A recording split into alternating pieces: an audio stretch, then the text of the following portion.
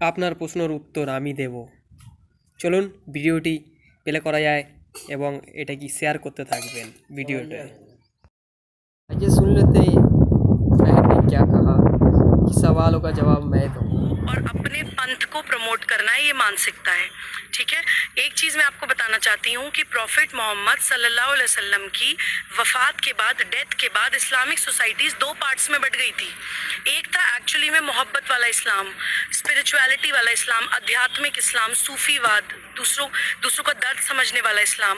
एक था कट्टरवादी इस्लाम, दहशतगर्दी वाला इस्लाम, पॉलिटिकल इस्लाम, सत्ता फैलाने वाला इस्लाम, तलवार की नोक पे इस्लाम फैलाने वाला इस्लाम। तो जो आपने ये जिस तरह वाले कहा ना, सब सवालों के जवाब आपके पास है और आपके सवालों के जवाब मेरे पास है। तो चलिए बहन जी, आपकी वीडियो प्ले करते हैं, फिर बाद में आपको सवालों का जवाब मैं दूंगा। वहाबिज्म सोच वाले, जो इस्लामिक, जो पॉलिटिकल इस्लामिक, जो हार्डलाइनर्स हैं, उन लोगों की यही सोच है कि हमें दूसरों का कल्चर खत्म करना है और अपना फैलाना है। तो औरंगजेब को जो प्रमोट किया जाता है, उसके पीछे यही रीजन है कि औरंगजेब हार्डलाइनर था, तो उसको उन्हें प्रमोट करना है, उसको उन्हें हीरो बनाना है। दारा शिको जो है, दारा शिको को भारतीय संस्कृति से बहुत मोहब्बत थी। दारा शिको वेद, पुराण, शास्त्र, सब चीजों को बहुत प्रमोट करते थे, तो नेचुरली उन्हें दारा आपको शिको किसने बताया इस्लाम धर्म तलवार से फैला है?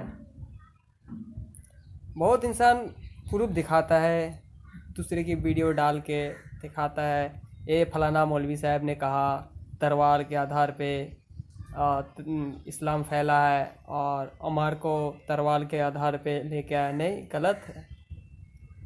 जब श्री रामचंद्र ने अपने भाई को कहा, अर्जुन अपने तलवार मत गिराना, इन दरिंदों को मत छोड़ना, वरना ये तुम्हारा नामा निशाना मिटा देगा, इसलिए ये धर्म शायद तलवार के आधार से फैल सकता है, लेकिन इस्लाम तलवार के आधार से नहीं। तब युद्ध करता था, तब तलवारबाजी करता था, जब एक दूसरे को इंसान नहीं समझता था, अपने माँ को माँ नहीं समझता, बेटी को बेटी नहीं समझता था। जो इंसान जो अपने धर्म प्रचार कर रहा है, उसके बार बार सामने में आके धमकी देता था, लड़ाई करता था, मारपीट करता था, बेगुनाह मासूम लोगों को, इंसान को मार देता था, बेगुनाह सहाबी को मार देता था, यानी जो जिसका मन पसंद हुआ इस्लाम ग्रहण कर लिया उसको मार देता था। तो ये है, तभी जाके उन्होंने मुकाबला किया, जैसे अर्जुन ने कहा ना, जैसे युद्ध किया ना अपने धर्म के लिए अर्जुन ने, उसी तरह किस लिए युद्ध किया?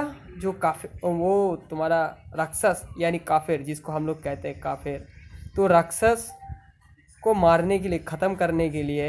नहीं तो एक दिन वो सारे इंसान को बर्बाद करके रख देगा, उस काफिर को मारने के लिए। तब सब मिलके युद्ध किया, है ना। तो यहाँ पे जब सारे इंसान को मार रहा है, मुस्लिम लोगों को, जो इस्लाम ग्रहण किया उसको बोला, तुम इस्लाम से, अगर तुम नबी के पास से अगर नहीं हटते हो तो तुम्हारा जान गंवाना है और तुमको मार दूंगा। तो इस्लाम तलवार के आधार से नहीं फैला है, इस्लाम हकीकत से फैला है, प्यार से फैला है। समझ में आया? हजरत बिलाल को जब अगर ऐसे ही था, जब मक्का को फतेह कर लिया था, तो उमर को जब कहा, जो उमर खुद कहा, जो है नबी आप हमको आदेश दीजिए, मैं दुश्मन के गर्दन काट के रख दूंगा। तो उन्होंने क्या कहा? नहीं, उमर तो चाहते तो वो कर सकता था, लेकिन इजाज़त नहीं दिया। क्या कहा? ना किसी मासूम इंसान को मारो, ना किसी बूढ़ी को, ना किसी औरत को, ना किसी बच्चे को, ना किसी मर्द को। किस लिए? उसी को मारो जो तुम्हें मारता है, ये ऐलान किया। तो जब राक्षस ने श्री रामचंद्र के ऊपर अगर हमला किया, तो क्या श्री रामचंद्र बैठे था हाथ में हाथ डाल के? नहीं ना, उसको वध किया था, उसको मार दिया था।